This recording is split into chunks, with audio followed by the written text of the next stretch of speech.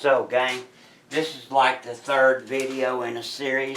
Big dog rotors for Dodge trucks. Modern Dodge trucks. So, yes.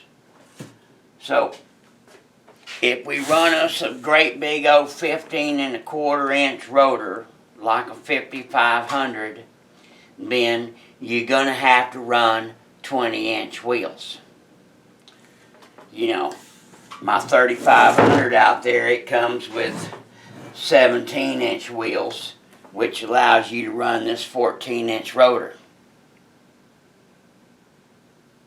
And then, so Ma Mopar's got 18-inch wheels, which are real popular.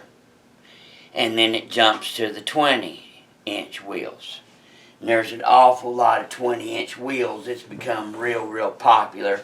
And it's on a lot of those specialty models of the new Dodge Rams. You get those 20-inch wheels. So, yeah. So, if you want to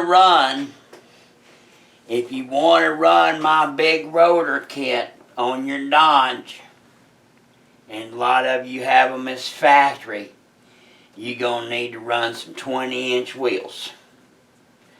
I don't think it's going to slip underneath the 18s.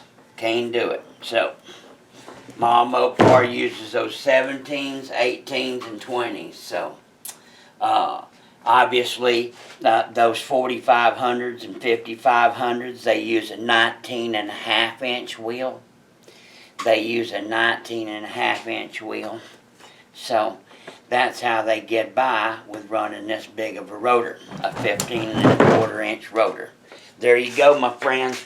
God bless you. God bless America. And get you a big rotor kit. Or hell, some locking hubs. That's even better. Bye.